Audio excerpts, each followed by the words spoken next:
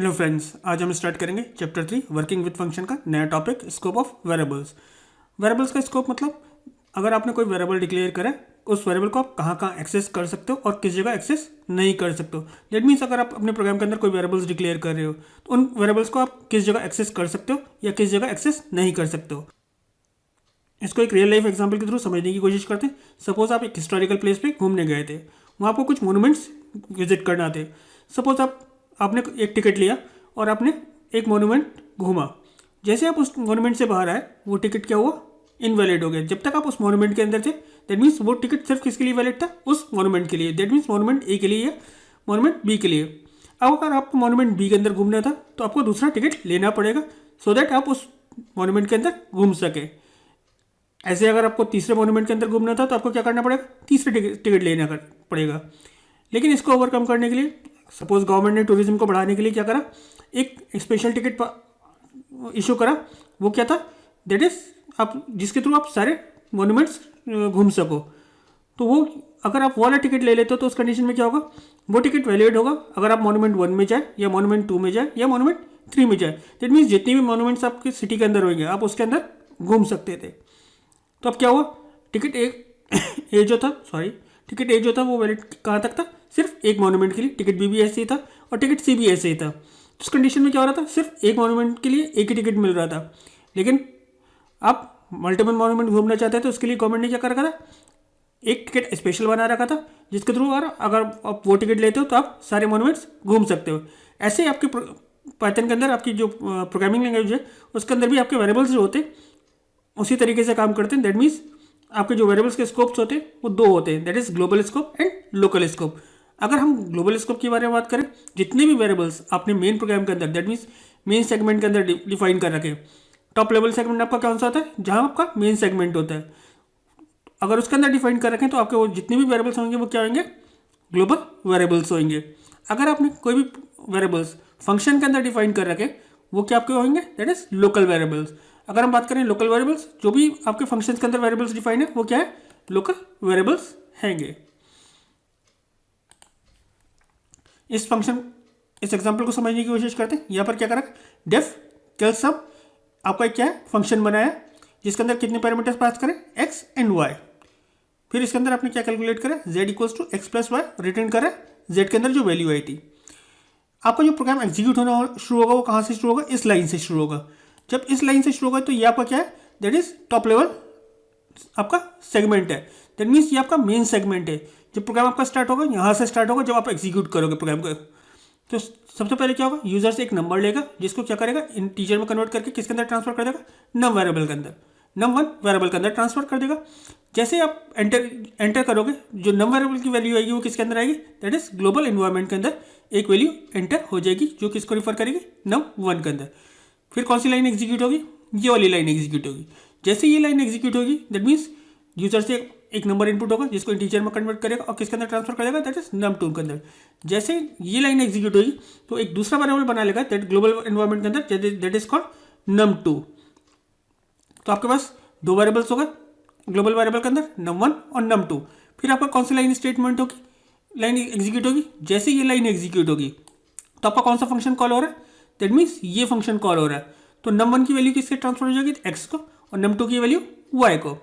जैसे num1 की value x को और वाई को ट्रांसफर होगी दैट मीन्स वहाँ पर क्या होगा? That means local environment variables create हो जाएंगे। किसके लिए? एक्स और वाई के लिए। तो जब आप फंक्शन कॉल करोगे तो क्या होगा? जब उस फंक्शन के अंदर वो वैल्यूज जाएंगी तो क्या होंगी? एक्स और वाई को वैल्यूज इनिशियलाइज होंगी। वो एक्स वाई की जो वैल्यूज होंगी वो क्या होंगी? एक लोकल आपके वेरिएबल्स क्लियर डिफाइन कर देंगी। देन फिर क्या होगा? जब वो फंक्शन वैल्यू रिटर्न करेगा तो किसको रिटर्न करेगा? दैट मीन्स सम वेरिएबल को वैल्यू रिटर्न करेगा। सम वेरिएबल के अंदर जो वैल्यू आएगी वो किसके अंदर आएगी? ग्लोबल वेरिएबल के अंदर आएगी। जब वो वैल्यू रिटर्न कर रहा होगा जेड के थ्रू, जैसे ही वो फंक्शन एग्जीक्यूट होना खत्म होगा, जैसे ही वो फंक्शन एग्जीक्यूट होना खत्म होगा तो जितने भी ये लोकल वेरिएबल्स हैं ये क्या हो जाएंगे? डिस्ट्रॉय हो जाएंगे। ये लोकल वेरिएबल्स डिस्ट्रॉय हो जाएंगे। अब आपके पास वैल्यूज किसके अंदर आ गई? दैट इज सम के अंदर वैल्यू आ गई, उसको आपने प्रिंट करा लिया। तो जैसे आपका प्रोग्राम एग्जीक्यूट होना खत्म होगा वैसे ये वेरिएबल्स जो है ये भी डिस्ट्रॉय हो जाएंगे। इस प्रोग्राम को एग्जीक्यूट करके देख लेते हैं।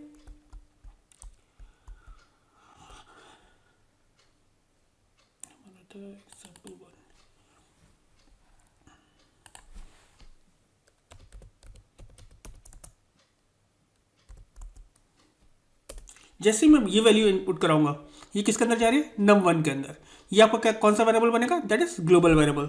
सपोज ये मैं 7 ले रहा हूँ, ये आपका num1 वेरिएबल क्या बन गया, ग्लोबल वेरिएबल। फिर मैंने क्या करा, एक 5 वैल्यू इनपुट कराई, ये किसके अंदर जाएगी, num2 के अंदर। तो हमारे ग्लोबल वेरिएबल के अंदर कौन सी वैल्यू यूज हो गई, दैट इज 7 एंड 5।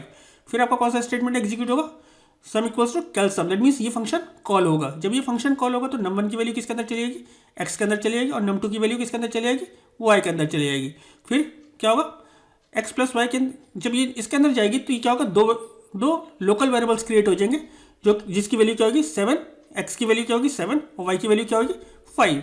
फिर देन एक थर्ड वेरिएबल क्रिएट होगा, दैट इज z, जिसकी वैल्यू क्या होगी, that is 7 plus 5, that is 12। z की वैल्यू क्या होगी 12 हो जाएगी। फिर वो रिटर्न करेगा, जो z के अंदर जो वैल्यू आई थी वो रिटर्न करेगा, वो किसके अंदर जाएगी, दैट इज सम। तो जैसे ये सम के अंदर वैल्यू रिटर्न कर देगा तो क्या आपकी सम की वैल्यू क्या हो जाएगी, दैट इज 12 हो जाएगी। और जब ये रिटर्न स्टेटमेंट होगा तो दैट मीन्स ये फंक्शन एंड हो गया। जैसे ये फंक्शन एंड होगा तो ये जितने भी लोकल वेरिएबल्स क्रिएट हुए थे ये क्या हो जाएंगे, डिस्ट्रॉय हो जाएंगे। देन सम ग्लोबल वेरिएबल के अंदर क्या हो जाएगा, एक वेरिएबल और क्रिएट हो जाएगा, दैट इज सम, जिसको आपने यहाँ पर प्रिंट करा लिया है। जैसे ये प्रोग्राम एग्जीक्यूट होना खत्म होगा वैसे ये ग्लोबल वेरिएबल्स भी आपके डिस्ट्रॉय हो जाएंगे।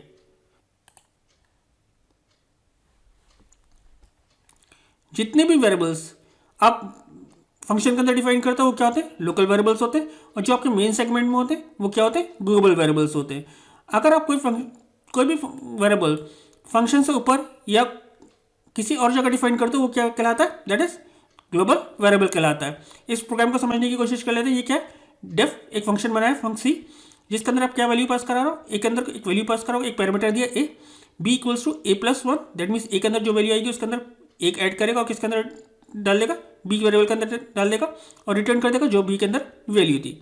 अब क्या होगा, यूजर से आप एक नंबर इनपुट करा रहे हो, एक नंबर इनपुट कराओगे और वो किसके अंदर चला जाएगा, दैट इज वाई के अंदर चला जाएगा। जो वाई के अंदर जाएगा वो क्या, वाई के अंदर क्या बनेगा, that is global variable create होगा। फिर आपने क्या करा, z equals to Y plus function के अंदर जो आपने वैल्यू पास कराई है, फंक्शन के अंदर वैल्यू कौन सी जाएगी, x की वैल्यू क्या है, दैट इज 5।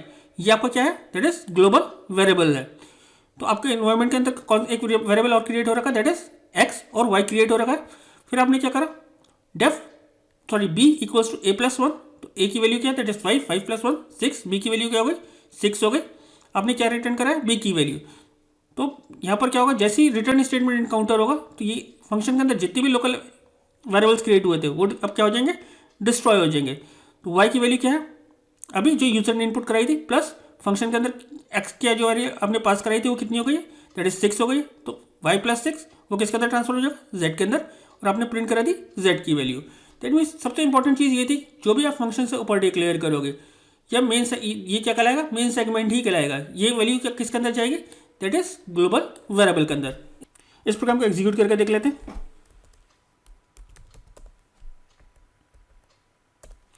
जब आप एक वैल्यू इनपुट कराओगे, सपोज मैं 7 इनपुट करा रहा हूँ, ये 7 वैल्यू किसके अंदर जाएगी, दैट इज y के अंदर जाएगी। y के अंदर जाने के बाद y की वैल्यू क्या होगी 7, ये किसके अंदर, y जो वेरिएबल बनेगा किसके अंदर बनेगा, ग्लोबल वेरिएबल के अंदर बनेगा। फिर आपने क्या करा, z equals to Y plus, that means 7 plus function के अंदर x पास करा है। x कहाँ से पास हो रहा होगा, इस ग्लोबल वेरिएबल से पास हो रहा होगा, वो किससे रिप्लेस हो जाएगा, a से। दैट मीन्स अब a की वैल्यू क्या है, 5 प्लस 1 दैट इज 6 हो जाएगी। b के अंदर वैल्यू क्या आ गई 6। तो b और a जो वेरिएबल बनेगा वो किसके अंदर बनेंगे, दैट इज लोकल वेरिएबल के अंदर। रिटर्न करेगा b की वैल्यू क्या है, दैट इज 6 है। तो अब क्या होगा, यहाँ जो वैल्यू आई होगी इसके अंदर ये 6 आई होगी, that is y plus 6, that is 7 plus 6 क्या हो जाएगा 11 हो जाएगी। वो किसके अंदर ट्रांसफर हो जाएगी, z के अंदर हो जाएगी। दैट मीन्स आपका z, y और आपका जो x है वो क्या है, एक ग्लोबल वेरिएबल से। फिर आपने क्या करा, z की वैल्यू प्रिंट कराइए। जैसे यहाँ पे रिटर्न स्टेटमेंट एनकाउंटर हुआ होगा तो इसने क्या करा होगा, रिटर्न करी होगी b की वैल्यू। उस कंडीशन में फंक्शन एंड हो गया होगा। जैसे ही फंक्शन एंड हुआ होगा उस कंडीशन में लोकल वेरिएबल्स जितने भी क्रिएट हुए थे वो सारे डिस्ट्रॉय हो जाएंगे। जैसे ये प्रिंट z करेगा आपका प्रोग्राम का एग्जीक्यूशन खत्म हो जाएगा, वैसे ही जितनी ग्लोबल वेरिएबल्स बने होंगे वो सारे डिस्ट्रॉय हो जाएंगे। देखते हैं इसका आउटपुट क्या आ रहा है, दैट इज 13 आ रहा है। a की वैल्यू क्या है, दैट इज क्या आ रहा है 5 थी, 5 प्लस 1 6 हो गई। देन y की वैल्यू आपने क्या इनपुट कराई थी 7, 7 प्लस 6 क्या हो गया, दैट इज 30, वो प्रिंट हो गया। एक एग्जांपल और समझने की कोशिश कर लेंगे। यहाँ पर आपने क्या कर रखा है, एक फंक्शन क्रिएट करा दैट इज डेफ कैल्शियम जिसके अंदर कितने पैरामीटर्स हैं, 3 पैरामीटर्स हैं, A B and C. Return क्या कर रहा है, ए प्लस बी और सी की वैल्यू रिटर्न कर रहा है एस के अंदर, दैट मीन्स कैलकुलेट कर रहा है और रिटर्न कर रहा है एस की वैल्यू। फिर दूसरा फंक्शन क्रिएट करा है, उसके अंदर क्या करा है, एवरेज आपने कैलकुलेट करी, इसके अंदर भी कितने पैरामीटर्स पास करा है, 3 पैरामीटर्स पास करा है, एक्स वाई और जेड। यहाँ पर क्या करा है, S M equals to calcium, that means इस फंक्शन के अंदर आपने इस फंक्शन को कॉल करा है। कैल्शियम क्या करेगा, ए बी और सी के अंदर जो वैल्यू आई होगी उसको ऐड करके करेगा और ये कहाँ पर रिटर्न करेगा, दैट इज इस एस एम के अंदर रिटर्न करेगा एस एम। ये फंक्शन क्या रिटर्न करेगा, S M divided by 3, that means average calculate करेगा। जब आपने ये लाइन, तो आपका जो प्रोग्राम का एग्जीक्यूशन स्टार्ट होगा वो कहाँ से होगा, यहाँ से स्टार्ट होगा। सबसे पहले कौन सी लाइन एग्जीक्यूट होगी, ये लाइन एग्जीक्यूट होगी। आपने एक नंबर इनपुट कराया होगा, किसके अंदर गया होगा, नंबर। नंबर आपका क्या होगा, ग्लोबल वेरिएबल। आपने एक नंबर 2 इनपुट कराया होगा, वो किसके अंदर गया होगा, num2 के अंदर। num2 आपका क्या है, ग्लोबल वेरिएबल। फिर आपने क्या करा, यहाँ पर एक तीसरा नंबर इनपुट कराया, वो क्या होगा आपका, क्रिएट हुआ होगा, ग्लोबल वेरिएबल क्रिएट होगा num3। फिर आपने क्या करा, average of this number is, और आपने कौन सा फंक्शन कॉल करा, ये वाला फंक्शन कॉल करा। जब आपने ये वाला फंक्शन कॉल करा तो क्या हुआ, आपने इसके अंदर कौन सी वैल्यूज पास कराएंगे, num1 num2 और num3। सबसे पहले जब आप इसमें इस फंक्शन को कॉल करा होगा, एक्स की वैल्यू क्या हो गई होगी, num1 की वैल्यू हो गई होगी, वाई की वैल्यू क्या हो गई, num2 की, और जेड की वैल्यू num3 की। ये आपके कौन से वो बनेंगे variables, that is local variables. फिर आपने क्या करा, इसी के अंदर आपने सम कैल्शियम फंक्शन कॉल करा। अब एक्स के अंदर आपने एक्स वाई और जेड जो इसके अंदर वैल्यू num1 num2 और num3 की वैल्यू पास कराई थी, वो अब किसको जाएंगी, ए के अंदर जाएंगी और बी को जाएगी, और ये वाली वैल्यू किसके अंदर जाएगी, सी के अंदर जाएगी। ये क्या करेगा, इन तीनों को ऐड करके रिटर्न करेगा एस के थ्रू, दैट मीन्स एस के थ्रू रिटर्न हो रही होगी। जो वैल्यू रिटर्न एस के थ्रू हो रही होगी वो किसके अंदर आ रही होगी, दैट इज एस एम के अंदर आ रही होगी। ये आपका जो एस है, ये भी क्या है आपका लोकल वेरिएबल है। जो वैल्यू रिटर्न हुई होगी एस एम के अंदर, ये भी आपका क्या है, लोकल वेरिएबल है। जब ये वैल्यू रिटर्न होकर यहाँ पर आई होगी तो आपने क्या करा, एस एम के अंदर जो वैल्यू आई थी उसको डिवाइड करा 3 से और रिटर्न कर दिया किसके, यहाँ पर। जब यहाँ पर आपने प्रिंट कराया तो वो ये स्टेटमेंट प्रिंट हो जाएगा। दैट मीन्स अगर आप इसको एग्जीक्यूट करके देख लेते हैं,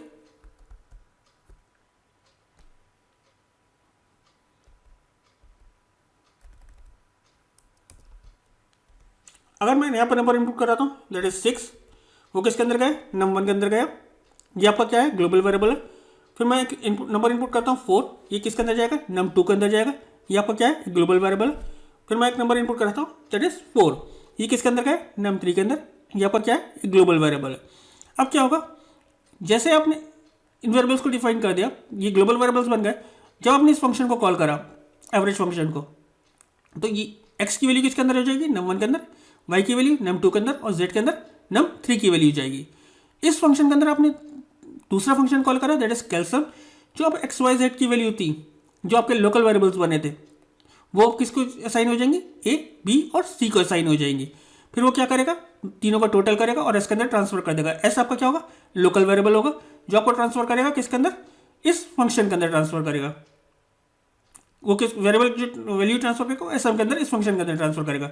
आप रिटर्न करा दो इस फंक्शन से एस एम की वैल्यू, ये भी आपका क्या है, एक लोकल वेरिएबल है, और वो उसकी वैल्यू आप प्रिंट करा दोगे। एंटर करके देख लेते हैं, आपकी एवरेज आ गई। पाइथन के अंदर जो वेरिएबल्स के नाम रिजॉल्व होते हैं वो किस बेस पर होते हैं, सबसे पहले वो किसको चेक करता है, आपके लोकल इन्वायरमेंट को चेक करता है कि लोकल इन्वायरमेंट के अंदर वो वेरिएबल्स हैं या नहीं है। अगर है तो उसको एग्जीक्यूट कर देता है, अगर नहीं है तो किसके अंदर, किस पे चला जाता है, नेक्स्ट इन्वायरमेंट में चला जाता है। नेक्स्ट इन्वायरमेंट आपका कौन सा होता है, enclosing environment, that means higher environment में चला जाता है। वहाँ चेक करता है आपका वो वेरिएबल मिल रहा है या नहीं मिल रहा है। अगर मिल रहा है तो उसको एग्जीक्यूट कर देगा, अगर नहीं होता है तो रिपीट करता है आगे का स्टेप। दैट मीन्स वो किस के अंदर चेक करता है, ग्लोबल इन्वायरमेंट के अंदर चेक करता है। अगर ग्लोबल इन्वायरमेंट के अंदर आपका वेरिएबल मिलता है तो ठीक है, अगर नहीं मिलता है तो क्या करेगा, बिल्ड इन इन्वायरमेंट के अंदर चेक करेगा। बिल्ड इन इन्वायरमेंट क्या होते हैं, जैसे आप पाई वैल्यू यूज़ करते हो, जैसे आप कांस्टेंट यूज़ करते हो पाई का और ये सब, इसको चेक करता है। अगर यहाँ वैल्यू मिलती है तो ठीक है, अगर यहाँ भी वैल्यू नहीं मिलती है तो उस कंडीशन में पाइथन क्या करेगा, आपको एरर थ्रो करेगा।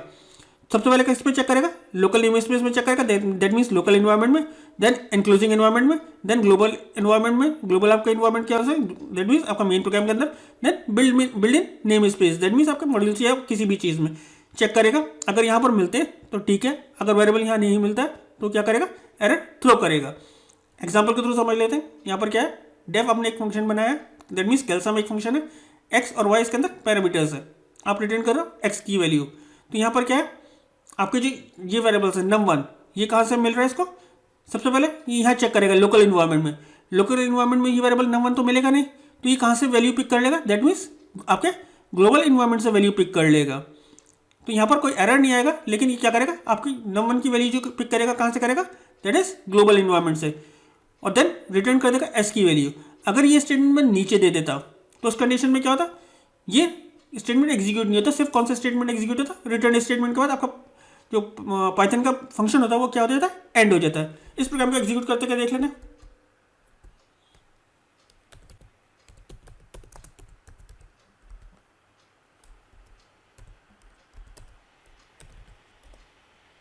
जो मैं 5 इनपुट करा रहा हूँ ये किसके अंदर जा रहा है, num1 के अंदर, और 4 जो इनपुट करा रहा हूँ ये किसके अंदर जा रहा है, num2 के अंदर जा रहा है।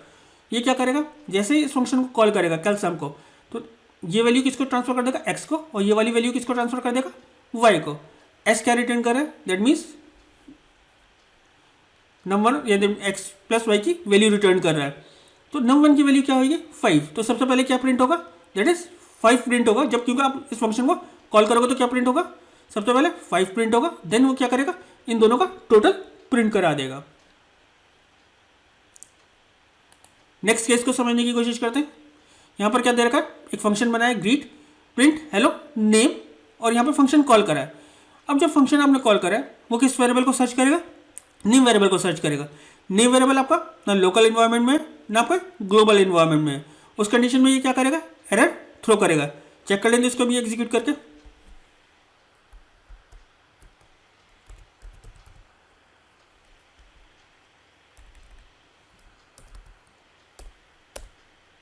ये एरर थ्रो कर रहा है, इसको चेंज करके देख लेते हैं केस 2 को। मैं क्या करता हूँ, मैं यहाँ पर नेम की वैल्यू डिफाइन कर देता हूँ। सपोज मैं यहाँ लिख देता हूँ नेम इक्वल्स टू गुलफाम। तो ये नेम जो अपने वैल्यू दे रहे हो ये किसके अंदर है, ग्लोबल इन्वायरमेंट के अंदर है। चेक करते हैं अब ये एग्जीक्यूट हो रहा है या नहीं हो रहा है। क्या कर रहा है, अब ये वैल्यू जो है वो कहाँ से उठा ले रहा है, दैट इज ग्लोबल इन्वायरमेंट से उठा ले रहा है।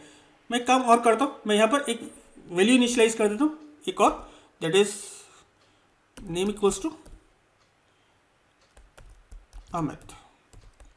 अब चेक करते हैं कौन सी वैल्यू पिक करेगा।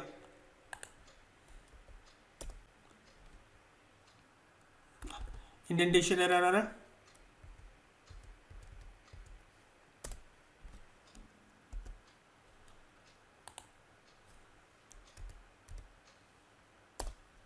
सेव कर लेते हैं, एग्जीक्यूट कर लेते हैं दोबारा से।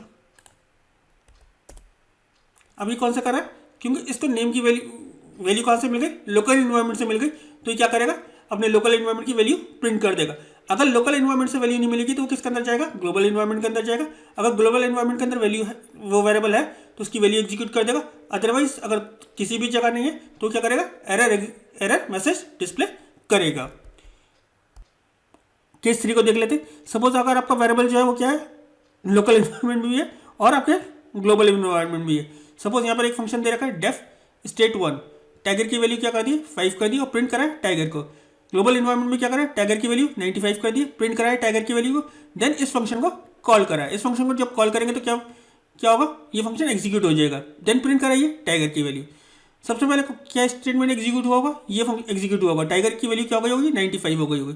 प्रिंट कराएगा टाइगर की वैल्यू, तो क्या प्रिंट होगी, दैट इज 95, क्योंकि ग्लोबल वेरिएबल के अंदर, ग्लोबल एनवायरमेंट के अंदर वैल्यू क्या थी, दैट इज 95 थी। देन हमने क्या करा, प्रिंट state1। state1 जब हमने यहाँ पर फंक्शन कॉल करा तो वो कहाँ चला गया, इस जगह चला गया होगा। यहाँ पर क्या होगा, टाइगर की वैल्यू कितनी कर दी, 15। प्रिंट कराया आपने टाइगर को, ये आपका क्या था, लोकल इन्वायरमेंट था, तो यहाँ पर लोकल इन्वायरमेंट की वैल्यू 15 प्रिंट हो गई।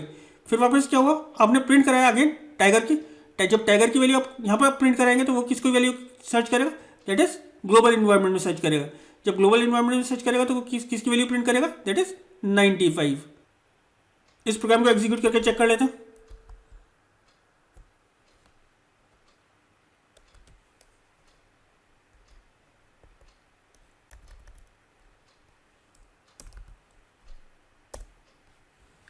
सबसे पहले क्या हुआ, आपका ये स्टेटमेंट एग्जीक्यूट हुआ, दैट मीन्स टाइगर की वैल्यू क्या हो गई 95 हो गई, प्रिंट करा दिया आपने, टाइगर की वैल्यू क्या प्रिंट कर दिया उसने 95 प्रिंट कर दिया।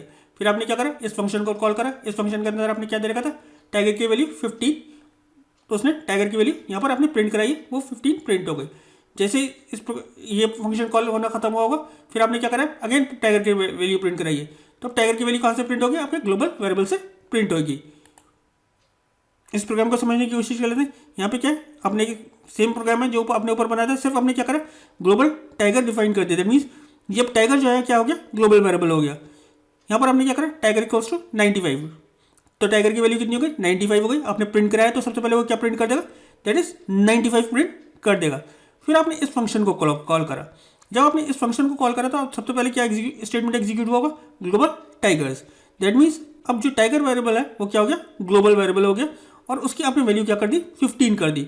आपने प्रिंट कराया टाइगर को, दैट मीन्स अब टाइगर की वैल्यू क्या प्रिंट हो रही होगी, 15 प्रिंट हो गई, क्योंकि जब आपने फंक्शन में प्रिंट स्टेटमेंट देगा तो टाइगर की वैल्यू 15 प्रिंट हो गई। अगेन आपने यहाँ पर टाइगर्स प्रिंट कराया। उससे पहले क्या हो रहा था, जब आप इस प्रोग्राम के अंदर थे, तो टाइगर्स की वैल्यू जब आप फंक्शन से बाहर निकल रहे थे तो क्या प्रिंट हो रही थी, 95 प्रिंट हो रही थी। लेकिन यहाँ पर क्या होगी, क्योंकि आपने टाइगर की वैल्यू फंक्शन के अंदर क्या कर दी, ग्लोबल कर दी, तो उस कंडीशन में टाइगर की वैल्यू क्या हो जाएगी, ओवरराइट हो जाएगी इस ग्लोबल वेरिएबल से। तो यहाँ पर क्या हो जाएगा, क्या प्रिंट होगा, दैट इज 15। अब टाइगर की वैल्यू 15 ही रहेगी। पाइथन इसको डिस्करेज करता है कि आप global variables, global keyword use नहीं करें। क्यों, क्योंकि उस कंडीशन में आपका जो वेरिएबल्स का स्कोप होता है वो क्लियर होना बंद हो जाता है। उस कंडीशन में जब भी आप वेरिएबल की वैल्यू चेंज करोगे तो स्कोप में प्रॉब्लम आएगी। दैट मीन्स आप समझ नहीं पाएंगे कि वो कहाँ से एग्जीक्यूट हो रहा है या कहाँ से एग्जीक्यूट नहीं होता। तो इसलिए पाइथन क्या करता है, इसको डिस्करेज करता है कि आप इसको यूज़ नहीं करें। उम्मीद करता हूँ आपको वेरिएबल्स का स्कोप क्लियर हो गया होगा। फिर भी अगर कोई डाउट हो तो प्लीज़ कमेंट सेक्शन में लिखिए, मैं कोशिश करूँगा आपके कमेंट्स का रिप्लाई करने की और आपके डाउट्स को क्लियर करने की। Thank you.